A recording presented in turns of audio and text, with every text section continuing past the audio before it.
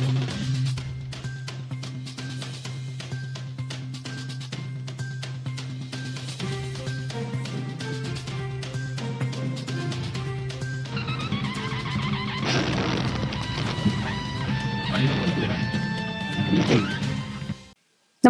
आपण पाहता हिरकणी न्यूज.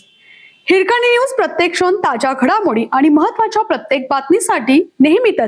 नोकर भरती स्थगिती विरोधात उच्च न्यायालयात जाणार, अध्यक्ष मानसिंगराव नाईक यांची माहिती.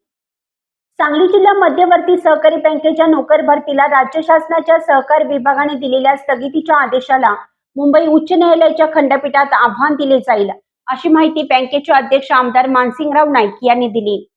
नोकर भरती प्रक्रिया थांबवण्याच्या पत्रात केवळ निवडणूक प्रक्रिया सुरू झाल्याचे नमूद केले आहे. मात्र कोणत्या कलमान्वये भरती थांबवण्यात आली याचा कुठेही उल्लेख नाही, असं त्यांनी सांगितलं. नाईक म्हणाले, राज्य शासनाच्या धोरणाप्रमाणे आणि त्यांनी सुचवलेल्या IBPS कंपनीद्वारे सुरू असलेल्या नोकर भरतीवर शंका उपस्थित करणं चुकीचं आहे. सध्या नोकऱ्याची उपलब्धता फारच कमी असताना जिल्हा बँकेच्या नोकर भरतीला स्थगिती देणं अनाकलनीय आहे. या भरतीमुळे 444 सुशिक्षित बेरोजगारांना रोजगार मिळून तेवढी कुटुंबे उभी राहिली असती.